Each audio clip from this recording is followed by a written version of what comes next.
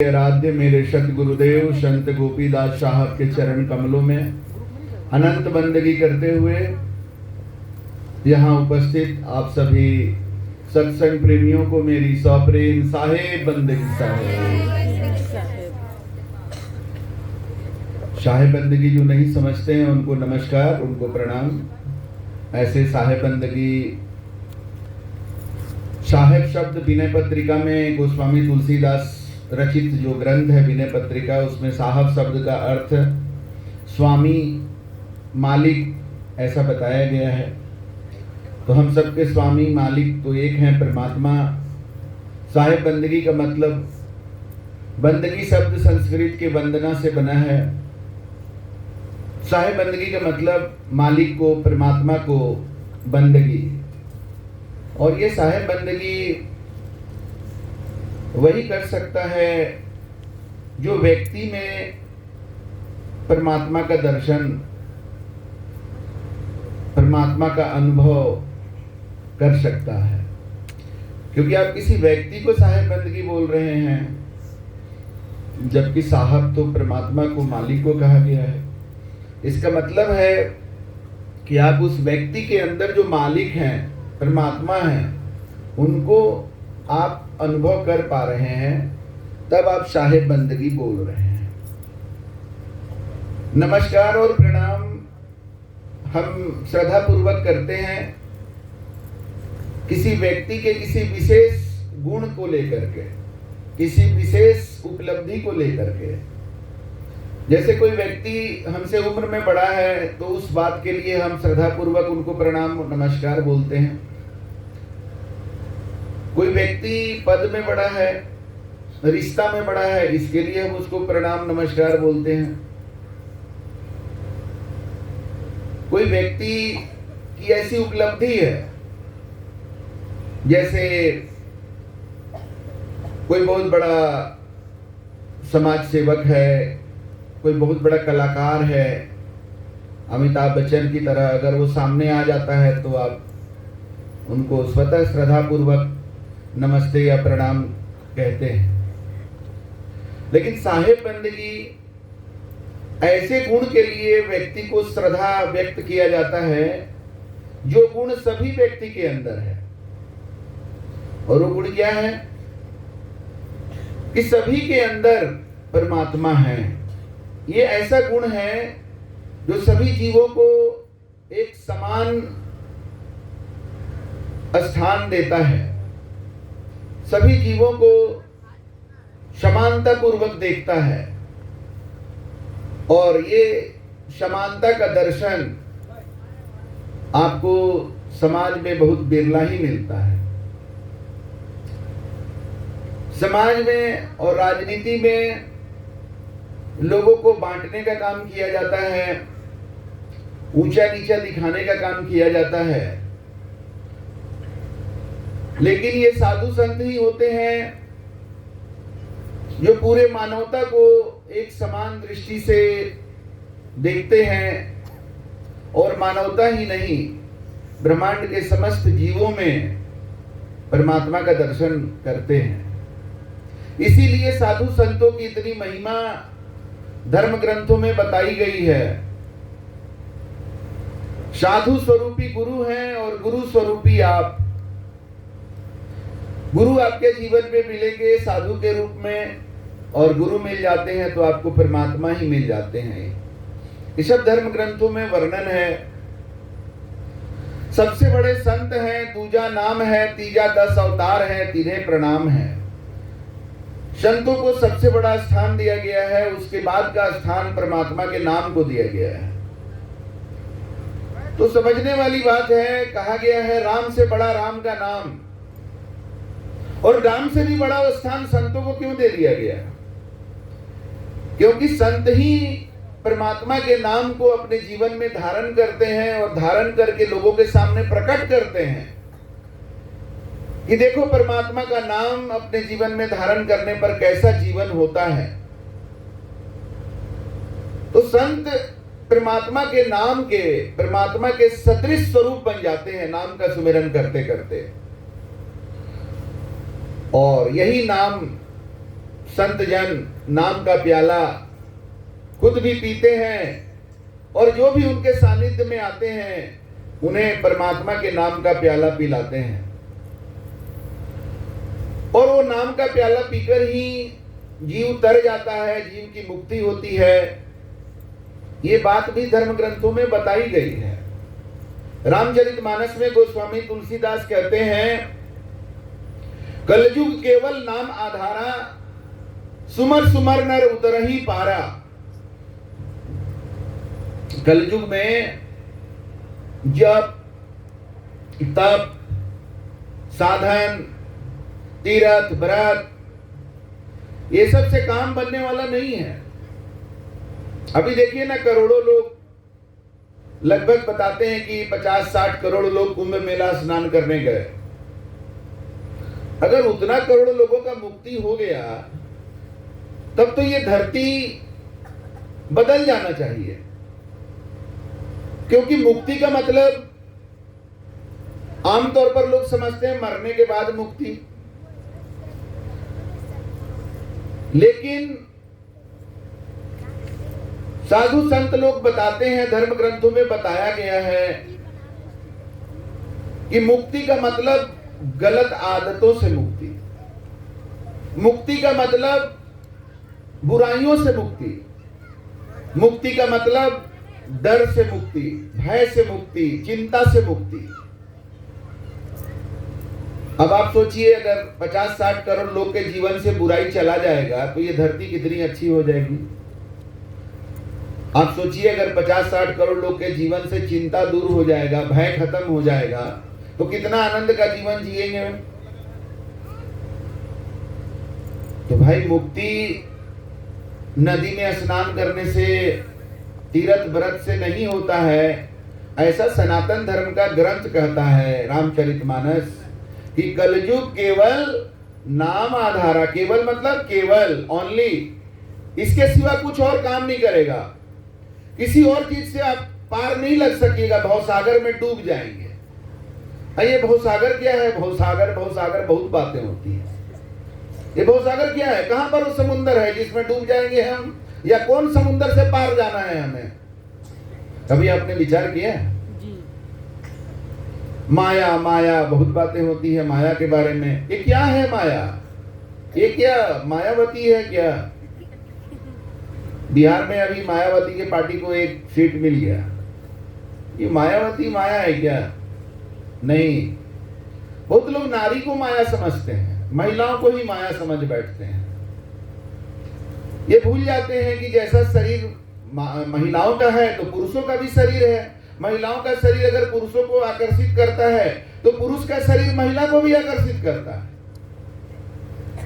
तो अगर नारी माया है तो पुरुष का रूप भी माया है, दोनों ही माया है। और माया के बारे में यह भी कहा जाता है कि माया जो है वो सत्य नहीं है। सत्य के तुलना में माया की चर्चा की जाती है। तो माया जो है नश्वर है। उस हिसाब से पुरुष और नारी दोनों का शरीर माया है, क्योंकि दोनों का शरीर एक दिन मिट जाता है। तो फिर सत्य क्या है? सत्य वही है जो भगवत गीता में भगवान कृष्ण ने बताया है कि आत्मा न जन्म लेती है न मरती है। वही सत्य है जो हम सब के अंदर है, क्योंकि जो जन्म लेता है वो मरेगा। शरीर जन्म लेता है, इसको मरना है, ये सत्य नहीं हो सकता है। और आज हम लोग की समस्या का जड़ यही है कि हम लोग शरीर को ही सत्य मान बैठे हैं, क्योंकि जीवन में गुरु नहीं है जो हमें सत्य लखा सके। तो गुरु के बिना हम भ्रम में रहते हैं, शरीर को ही सत्य मान लेते हैं। जवानी में शरीर तगड़ा रहता है, लड़का लड़की दोनों का, युवा युवती दोनों का। तो लड़कियां अपने शरीर के सौंदर्य पर इतराते रहती हैं, ऐनक के सामने मेकअप कर करके खूब देखेगी, अपने को स्टाइल तरह तरह का देगी। और पुरुष जिम में जाकर के भी से क्या 6 पैक्स ये सब बनाते हैं। और महिलाएं अगर गजगामिनी के तरह चलने का प्रयास करती है तो पुरुष जो है वो मस्त शेर और की तरह अपना चाल चलना चाहते हैं। जैसे पूरा शक्ति उनके शरीर में एकदम इतना आ गया है, भर गया है, और अपने शरीर के ताकत के नशा में कमजोर पुरुषों को भी सताते हैं। शरीर से जो कमजोर पुरुष होते हैं, दुबले पतले हैं, छोटे हैं, तो देख लिए वैसा, तो उनको भी सताते हैं। और महिलाओं को भी, शारीरिक रूप से महिलाएं कमजोर होती हैं थोड़ा, तो उनको भी सताते हैं, टॉर्चर करते हैं, मारपीट करते हैं। और महिलाएं भी जवानी में अपने सौंदर्य से पुरुषों को नचाते रहती है बंदर की तरह, और नाचते भी हैं पुरुष लोग सौंदर्य में। लेकिन दोनों को ये पता नहीं चलता है कि कब ये जवानी चली जाएगी और तब उनके हाथ में क्या बचेगा। देखते देखते बुढ़ापा आ जाता है, नारी पुरुष दोनों का। शरीर का अंग जो है वो काम करने में असमर्थता व्यक्त करने लगता है, शिथिल होने लगता है, बीमारियां घुस जाती हैं शरीर के अंदर। तब औकात अपना पता चल जाता है कि क्या औकात है मेरा। लेकिन तब तक देर हो चुकी होती है,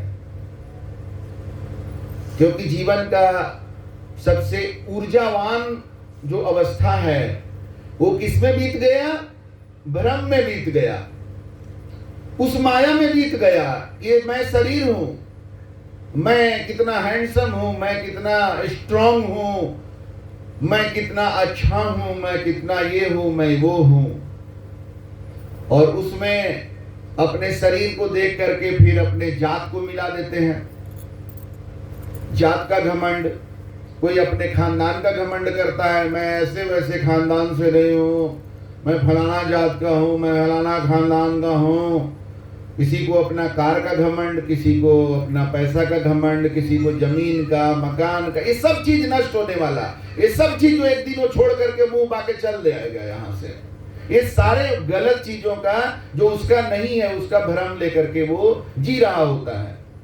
और जो वास्तव में है, मतलब शरीर के अंदर जो आत्मा है, जो परमात्मा का अंश है, उस अपने अस्तित्व को भूल जाता है और भगवान को खोजता रहता है। यही शरीर लेकर के भगवान को खोजते रहता है। कहीं जल चढ़ाता है, कहीं दूध चढ़ाता है, कहीं चुनरी चढ़ाता है, नगरी नगरी द्वारे द्वारे भगवान को खोजता है। और भगवान उसी के अंदर हैं, उस बात को पहचान नहीं पाता है। और इतना ज्ञानी बन जाता है कि साधु संतों को भी अनादर करने लग जाता है, अपने जवानी के नशा में, या अपने पद के नशा में, अपने पैसा के नशा में, अपने सामर्थ्य के नशा में। उसको लगता है कि ऑल इज वेल, सब कुछ मस्त चल रहा है, अब हमको क्या जरूरत है किसी का। ये भूल जाता है कि हर दिन होत न एक समाना, हर दिन एक जैसा नहीं होता है। अरे भाई, जिसकी पूजा दुनिया करती है, वो भगवान राम का तो एक दिन राज्याभिषेक होने वाला था और अगला दिन वनवास हो गया। तो हम आप क्या चीज हैं? आज जिस चीज पर इतरा रहे हैं, खत्म होने में टाइम नहीं लगेगा, पल भर में खत्म हो जाता है। हम क्या बताएं? आजकल कैंसर नाम की बीमारी है, अचानक से किसी परिवार में घुस जाता है, अब हो गया वो घर बर्बाद।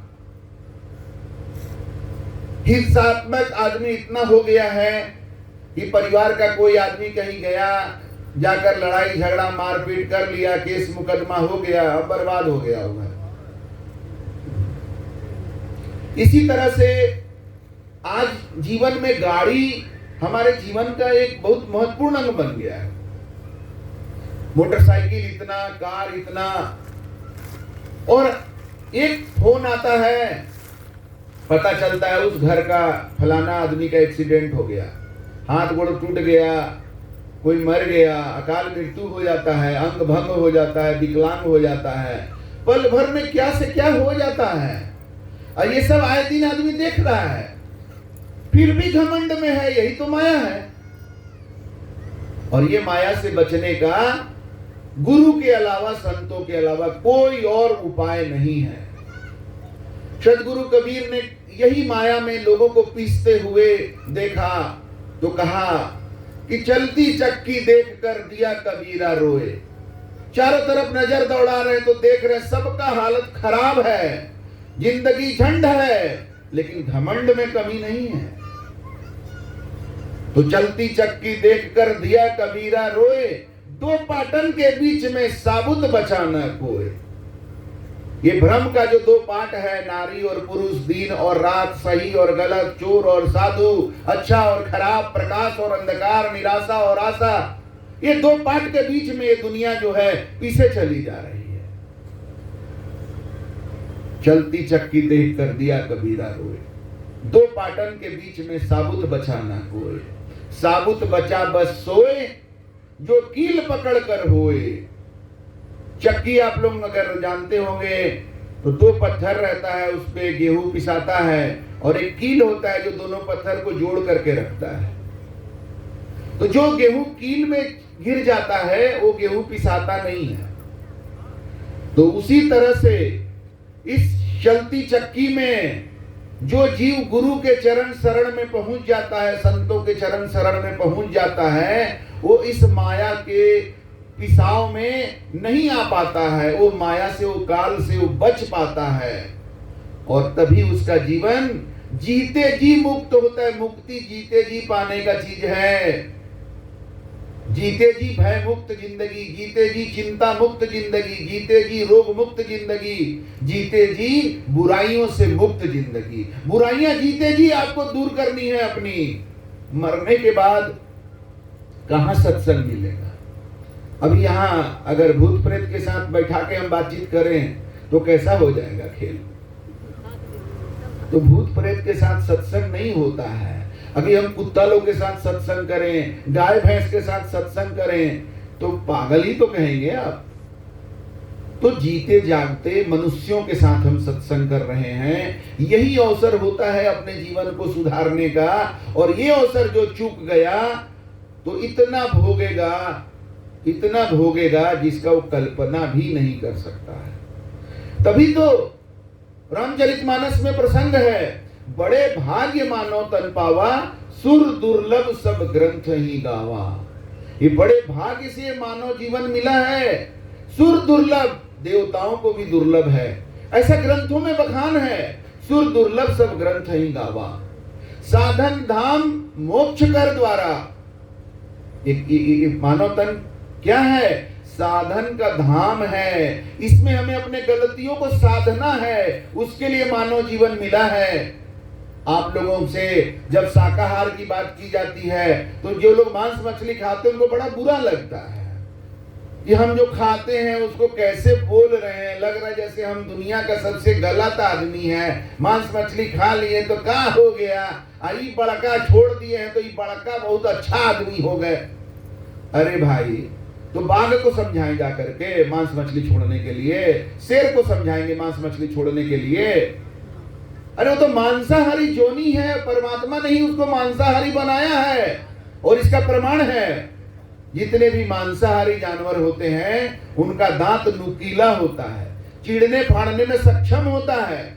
एक मनुष्य ही है जो बुद्धिमान होने के कारण तेल, प्याज, गरम मसाला डाल करके जो खाने लायक चीज नहीं है उसको भी खाने लायक बनाता है। अपने को बेवकूफ बनाता है बुद्धिमान लोग, कहने के लिए अपने को बुद्धिमान समझता है। यहां मुर्गा मुर्गी खरीदने जाते हैं, कितना दुर्गंध आता है। अपने आंख से देखना है कि जो चीज खरीद रहे हैं वो का कितना बदबू आ रहा है। वहां से जहां से मछली खरीदते हैं कितना बदबू आता है। मुंह पर, नाक पर कपड़ा लगा करके खरीदता है और घरे ला करके जो है उसको तेल में भूंज करके प्याज, गरम मसाला डाल करके, जैसे कोई बहुत गंदा आदमी हो और नहाए धोए नहीं और डीओ मार ले, गरम मसाला का डीओ मार लेता है और अपने को बेवकूफ बना करके वो गंदा चीज खा लेता है, बदबूदार चीज खा लेता है। कहता हम तो होशियार हैं, हम तो बुद्धिमान हैं, आप काहे ऐसा बात करते हैं, हमको क्यों सिखा रहे हैं आप? अरे भाई इसीलिए सिखा रहे हैं क्योंकि आप ही सीख सकते हैं। बाघ को देखिए तेल मसाला की जरूरत ही नहीं है, शेर को तेल मसाला की जरूरत है। अब आप कहिएगा कि इसीलिए तो आदमी का दांत नुकीला नहीं है, क्योंकि भगवान आदमी को बुद्धि दे दिए। हम लोग तो तेल में गला देते हैं, हम लोग को नुकीला दांत की जरूरत नहीं है। तो एक बात और देख लीजिए, जितना भी मांसाहारी जानवर है सब जीभ से चाट चाट के पानी पीता है। कुत्ता को पानी पीते देखे हैं ना, जीभ निकाल निकाल के पानी चाट चाट के पीता है। वैसे ही बाघ भी पानी चाट चाट के पीता है, शेर भी पानी चाट के पीता है, बिल्ली भी पानी चाट चाट के पीती है। और जितना भी शाकाहारी जानवर है, हम लोग जैसे गिलास मुंह में लगाकर पानी पीते हैं, बकरी को देखिए, गाय को देखिए, भैंस को, बैल को देखिए, ये लोग ओठ जो है उससे पानी पीते हैं। ये शाकाहारी जानवर का परमात्मा की तरफ से बनाया गया प्रमाण है। और आप परमात्मा के नियम के विरुद्ध चल करके और परमात्मा से ही आशीर्वाद मांगते हैं, तो कहां से मिलेगा? कोई आप ही को गाली दे और आपसे आशीर्वाद मांगे तो आप दे दीजिएगा क्या? कोई आप ही का रास्ता रोके और आप ही से फिर आशीर्वाद मांगे, आप दे दीजिएगा? तो परमात्मा के विरुद्ध चल रहे हैं। मांस मछली जो लोग भी खा रहे हैं वो परमात्मा के नियम के विरुद्ध है। मांसाहारी जानवरों के लिए है, मनुष्यों के लिए शाकाहार भोजन है। मनुष्यों का दांत का बनावट, शरीर का बनावट ऐसा है कि उन्हें शाकाहारी भोजन करना है। और शाकाहारी भोजन जो मनुष्य करते हैं तो उनके लिए ग्रंथों में वर्णन किया गया है कि जो अंकुरित जो चीज है वो मनुष्यों के खाने के लिए है। तो जितना भी पेड़ पौधा से उत्पन्न चीज है, तो अब कुछ लोग कहते हैं कि तो पेड़ पौधा में जीव नहीं है तो वो जीव हत्या नहीं हुआ। अरे आदमी का नेचुरल डेथ होता है 70 साल, 75 साल, 80 साल में, तो आदमी बोलता है कि चलो जाने दो, अच्छा खासा जी लिए, चले गए, चलो ठीक है। कितना लोग तो बूढ़ा आदमी मरता है तो बैंड बाजा के साथ उसको श्मशान घाट ले जाता है कि चलो अच्छा हुआ, गति प्राप्त हुआ। और कोई 25 साल, 30 साल, 40 साल का आदमी को रोड पर गोली मार दो, तलवार से काट दो और बोलो कि ये भी तो मर गया, तो क्या हो गया? दोनों बराबर हो गया। धान 3 महीना उसका आयु है धान का, 3 महीना के बाद आप नहीं अगर काटिएगा तो अपने पक के सड़ के खत्म हो जाएगा। उसी तरह से आम का पेड़ है, उसमें से आप आम नहीं तोड़िएगा तो आम अपने पक के गिर जाएगा। जैसे साधु संत का जीवन परमार्थ के लिए होता है, वैसे ही परमात्मा ने पेड़ पौधों की जो योनि बनाई है ना, वो परमार्थ के लिए है। ग्रंथों में लिखा हुआ है, तरुवर सरोवर संत जन चौथा बरसे में परमार्थ के कारण चारों धारिंदे। ये चार कौन चार? तरुवर मतलब पेड़ पौधा, सरोवर मतलब तालाब नदी। तालाब अपना पानी खुद पीता है क्या? तरुवर पेड़ पौधे अपना फल खुद खाते हैं क्या? संत जन, संतों का जीवन खुद के लिए नहीं होता है, परमार्थ के लिए उनका जीवन होता है। और बादल, बादल अपना पानी क्या करता है? बरसाता ही है, अभी बरसाए या बाद में बरसाए। तो ये चारों का जो जीवन है, तरुवर सरोवर संत जन चौथा बरसे में परमार्थ के कारण चारों धारिंदे, चारों ने परमार्थ के लिए रूप धारण किया है। साधु संतों का रूप परमार्थ के लिए है, पेड़ पौधे परमार्थ के लिए हैं। तो पेड़ पौधे का जो हम भोजन ग्रहण करते हैं तो उनकी हत्या नहीं है। अब कहीं आप बता दीजिए मुर्गा के बारे में कोई धर्म ग्रंथ निकाल करके कि मुर्गा के बारे में बोला गया है, बकरा के बारे में ऐसा बोला गया है। और आप मुर्गा को, बकरा को पकड़ते हैं और उसका गर्दन काटते हैं, वो चिल्लाता है, तड़पता है, कराहता है, उसका खून निकलता है, फिर आप उसका चमड़ा उधेड़ देते हैं और कहते हैं कि वो इसी के लिए बना है। ये आप तय करने वाले कौन होते हैं? परमात्मा ने बनाया है, उन्होंने ऐसा कहीं नहीं तय किया है। परमात्मा का जो नियम है वो साधु संत बताते हैं, धर्म ग्रंथ इसके लिए ही बना है। धर्म क्या है? धर्म हमें जीवन का नियम सिखाता है, चाहे वो सनातन धर्म हो, इस्लाम धर्म हो, क्रिश्चियन धर्म हो, हर धर्म मनुष्य को जीने का नियम सिखाता है। तो परमात्मा का कोई नियम ऐसा नहीं है, कोई धर्म ऐसा नहीं कहता। ये अलग बात है कि सब धर्म को मानने वाले आज मांस मछली खा रहे हैं, अंडा खा रहे हैं, चाहे वो हिंदू हो, मुसलमान हो, क्रिश्चियन हो, लेकिन वो खा लेने से वो सही हो गया ऐसा नहीं है। तो ये बात याद ध्यान दीजिए कि मानव जीवन में ही आपको समझाया जा सकता है, इसलिए समझाया जा रहा है। अपने बुराइयों को छोड़िए।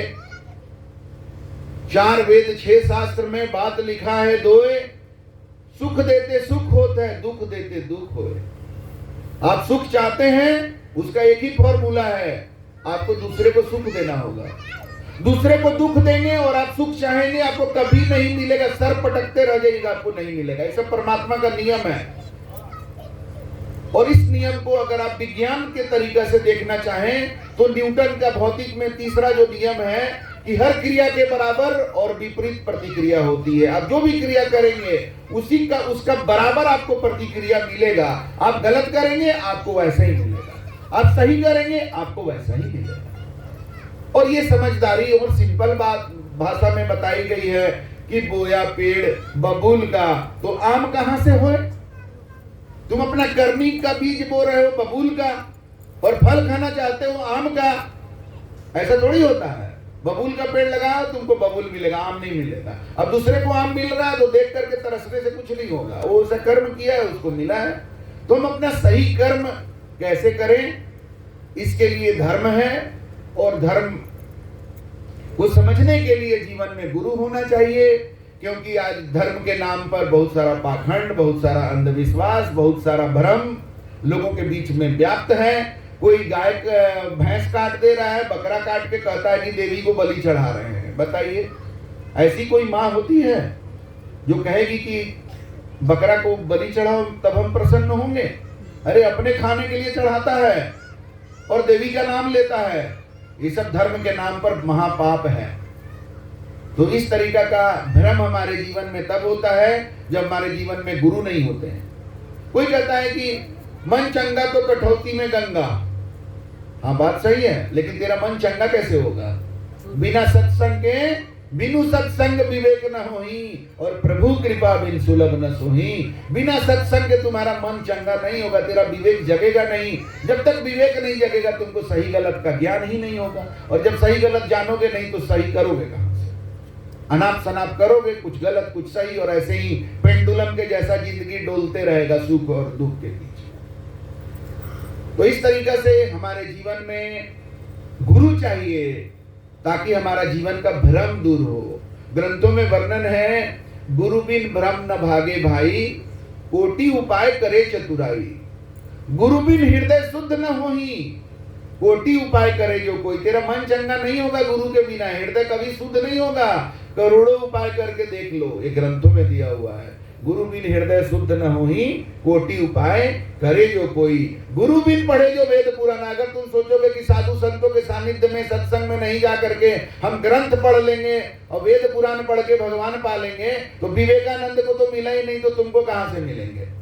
विवेकानंद को भगवान का अनुभव कब हुआ? जब वो रामकृष्ण परमहंस के शरण में गए। पढ़ाई करके नहीं मिला, फिलॉसफी से, दर्शन शास्त्र से एमए करने के बाद भी भगवान का दर्शन नहीं हुआ। वो कब हुआ? जब वो गुरु के शरण में, रामकृष्ण परमहंस के शरण में गए। तो गुरु बिन पढ़े जो वेद पुराना, ताको नहीं मिले भगवाना। गुरु बिन दान पुण्य जो करे। कहता है अच्छा कर्म करना चाहिए, दान पुण्य कर रहे हैं हम बहुत, तो मेरा जीवन आगे उनको पुण्य का फल मिलेगा। गुरु बिन दान पुण्य जो करही, मिथ्या होए कबहू नहीं फलही। गुरु के बिना दान पुण्य भी करोगे तो फलीभूत नहीं होगा, क्योंकि तुम्हें पता ही नहीं कि सही पात्र कौन है। बिना पात्र देखे दान करोगे, पैसा दोगे, अगला दारू पिएगा वो पैसा से। पैसा दोगे, मांस खाएगा वो पैसा से, सिगरेट पिएगा वो पैसा से। एक बार ऐसा ही एक दानी राजा थे, तो बहुत दान करते थे। दान करते करते एक समय आया, उनकी मृत्यु हो गई। ऊपर गए तो देखा गया कि भाई इसका कर्म का लेखा जोखा देखो, इसको क्या स्वर्ग दिया जाए कि नरक दिया जाए। तो उसको नरक दिया गया। तो बड़ा चकित हो गया कि हम इतना दान किए, हम तो सोचे कि हमको तो एकदम स्वर्ग मिलना एकदम पक्का है, लेकिन नरक कैसे मिल गया? भगवान से पूछता है कि भगवान ये कैसा न्याय है? हम तो सुने थे कि जो लोग दान करते हैं, पुण्य करते हैं, उनको आपके यहाँ स्वर्ग दिया जाता है। तो भगवान ने कहा कि देखो तेरा जो खाता देखा गया कर्मों का, तो उसमें पाया गया कि तुम एक बार दान किए एक ऐसे व्यक्ति को जो तुम्हारे दान के पैसा से मछली पकड़ने वाला जाल खरीदा, और उस जाल से न जाने कितनी मछलियां मारा। सारे का पाप तुम्हारे हिस्से में भी आ गया, क्योंकि तुम आदमी देखकर दान नहीं किया, सही पात्र को दान नहीं दिया। तुम्हारे दान के पैसा से इतने जीवों का हत्या हुआ, इसलिए तुमको नरक मिले। तो गुरु बिन दान पुण्य जो कर ही मिथ्या होए कबहू नहीं फले।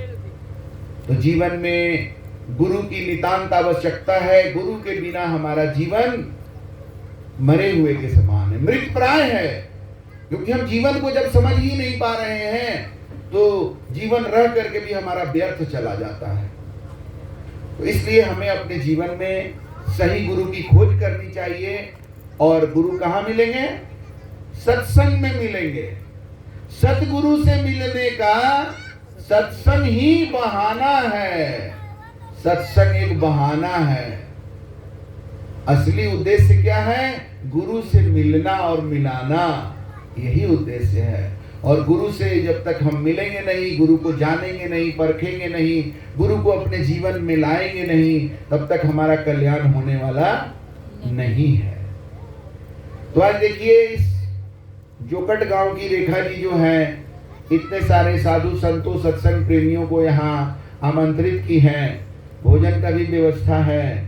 एक शाम उन्होंने साधु संतों के नाम कर दिया, तो उनके कारण इतने लोगों को अभी सत्संग सुनने का मौका मिला।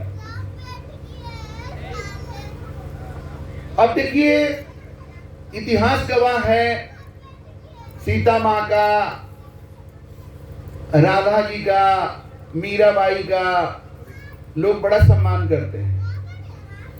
लेकिन वर्तमान में कोई सीता के जैसा, राधा के जैसा, मीरा के जैसा करने लगता है तो उसके साथ वही अपमान और वही तरह का कार्य करने लगते हैं जो मीरा को पहले झेलना पड़ा, जो राधा को पहले झेलना पड़ा, जो सीता को पहले झेलना पड़ा। वही चीज आज फिर, आज की सीता, आज की राधा, आज की मीरा को फिर झेलना पड़ता है। तो क्या मतलब हुआ? हम इतिहास से तो सीखे नहीं ना जी। इतिहास सीखने के लिए है। तो जैसे भगवान राम त्रेता युग में प्रकट हुए, जो लोग उनको त्रेता युग में समझ गया उनका कल्याण उसी समय हो गया, और जो लोग उस समय नहीं समझे, बाद में पहचाने, तो ट्रेन तो चली गई।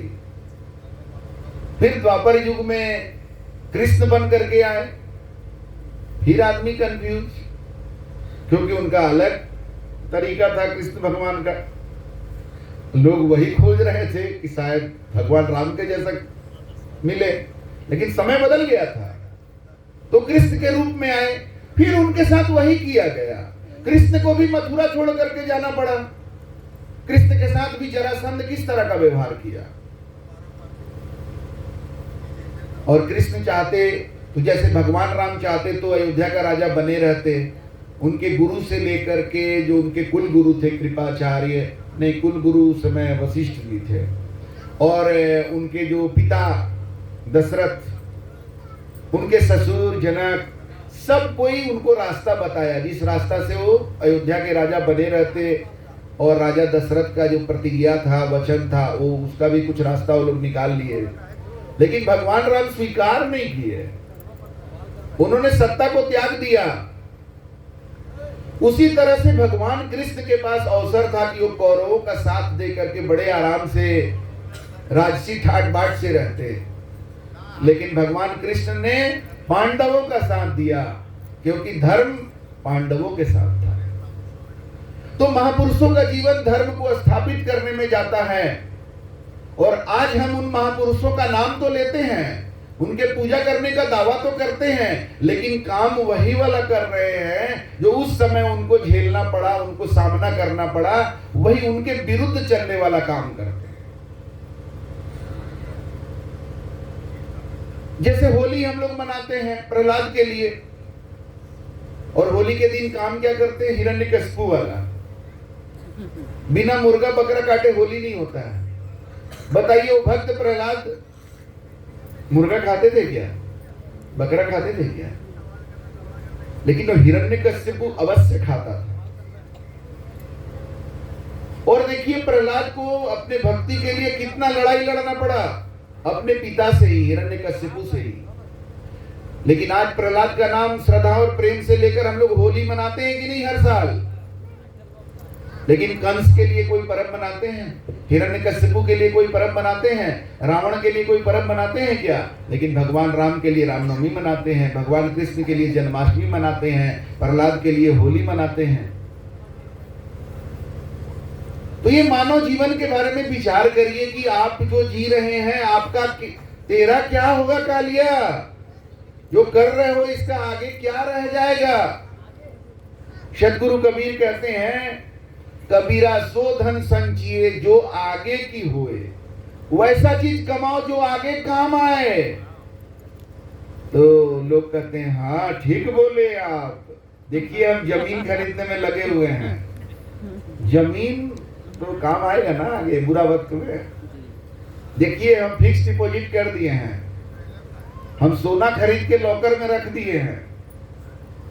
अरे मूर्ख, आगे काम आए, जो आगे का हो मन ये आगे का थोड़ी, तेरा मरने के बाद जो काम करेगा ये तो सब यही छूट जाता है। तो छूट जाता है तो मरने के बाद कहाँ जाता है? फिर हम करें क्या बैठे बैठे? इसीलिए तो हम सोना हीरा जमीन के चक्कर में लगे हुए हैं। कुछ तो बाल बच्चा के लिए छोड़ के जाना चाहिए ना। वो अपने लिए समझ गया कि वो कुछ नहीं ले, कुछ तो जाता नहीं है, तो बाल बच्चे के लिए तो कुछ छोड़ दें, उसी में अपना जिंदगी बिता रहा है।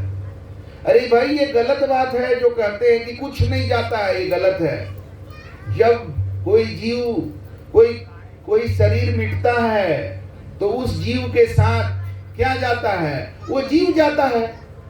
शरीर मर गया, आत्मा कहाँ जाएगा? वही तो जाता है। कहाँ जाएगा? जहां उसका लगाव है। संसार में लगाव है तो संसार में भटकता रहता है। और लोग क्या कहते हैं? स्वर्गवासी हो गए। लग रहा है जैसे एकदम टिकट कटा हुआ है, मरो और स्वर्ग चल जाओ। किसी के बारे में सुने कि नरकवासी हो गए? सब स्वर्गवासी हो जाता है।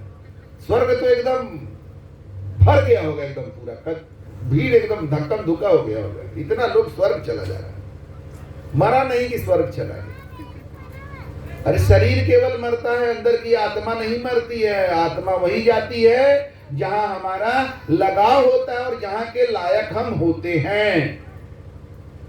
जैसे कोई इंजीनियरिंग कॉलेज में इंजीनियरिंग करता है, मेडिकल कॉलेज से मेडिकल पढ़ाई करता है या ग्रेजुएशन का पढ़ाई करता है। पढ़ाई करने के बाद, डिग्री लेने के बाद लोग कहाँ जाते हैं? जैसा जैसा पढ़ाई किया वैसा नौकरी लगता है, वो नौकरी में जाते हैं। और जब नौकरी के लायक पढ़ाई नहीं किया है वो फिर बेरोजगार हो जाता है। वो बेरोजगार हो गया। तो उसी तरह से अगर हम लोग जीते जी अपने को उस लायक नहीं बनाएंगे तो फिर हम भूत प्रेत बन के भटकेंगे। और नहीं तो फिर संसार में कहीं पर हमारा जहां का लगाव है वहां हम जाकर के पड़े रहेंगे, या जैसा हमारा कर्म रहेगा उस तरह का जोनी में हम चले जाएंगे। तो जीते जी हमें क्या करना है? ऐसा काम करना है कि जीते जी हमारी आत्मा जो है वो निर्मल, हमारा मन निर्मल हो जाए, ताकि मन और आत्मा हमारा जो है परमात्मा में मिल जाए। ये हमें जीते जी करने का जरूरत है, ये मरने के बाद नहीं होगा। ये बिना सत्संग और बिना गुरु के नहीं हो सकता है। यही हमारे जीवन का परम लक्ष्य है। और साधु संत और गुरुजन हमें इसी के लिए चेताते हैं। जैसे माता पिता अपने बाल बच्चे को चेताते हैं ना कि पढ़ रहे, नहीं पढ़ेगा तो फेल करेगा, कैसे तेरा भविष्य खराब हो जाएगा। जो बाल बच्चा चेत जाता है, वो पढ़ लेता है, उसका भविष्य बन जाता है। जो नहीं चेतता है वो जीवन भर ठोकर खाते रहता है। तो ये सत्संग चेताने के लिए है। साधु संत हमें चेताते हैं, हमें चेत जाना है, बुराइयों को छोड़ना है। और वो एक सत्संग से नहीं होगा, ऐसा नहीं कि एक सत्संग से हो जाएगा, आपको बार बार सत्संग में आना होगा। तो सतगुरु गोपी साहब गुरुकुल जो है ये लगातार सत्संग का आयोजन अलग अलग जगह पर करते रहती है। आप जब इस गुरुकुल के साथ हो जाएंगे तो आप जो है आपको सत्संग का बार बार अवसर मिलता रहेगा। और उस अवसर के द्वारा जो है आप सत्संग से जुड़े रहेंगे। और बार बार जब आप सत्संग में आते रहेंगे तो बार बार जब अच्छी बातें आपके अंदर जाएंगी तो कभी तो आपका विवेक जग जाएगा, कभी तो आपके अंदर आएगा कि नहीं अब हम बुराइयों को छोड़ करके ही रहेंगे, और ऐसे आपका जीवन बदल जाएगा। तो सतगुरु गोपी साहब गुरुकुल बहुत सारे लोगों का जीवन बदल दिया है। अब जो चाहेंगे वो इस गुरुकुल के साथ संबद्ध हो सकते हैं। इसमें कोई फी नहीं है, चार्ज नहीं है। इसमें बस एक ही बात है कि आपको चलना पड़ेगा, मतलब बदलाव अपने अंदर लाना पड़ेगा। तो आप लोग गुरुकुल के बहुत सारे लोगों को आप लोग देखें, यहाँ पर अपना अपना जीवन का अनुभव बताए, उससे आपको पता चलेगा कि ये गुरुकुल कैसे काम करता है, इस गुरुकुल का क्या रिजल्ट है, क्या परिणाम है जो लोग इससे संबद्ध हैं। तो इसी के साथ अब आज का हम अपना वाणी वचन को ही विराम देते हैं। आप सभी को मेरी सप्रेम साहेब बंदगी।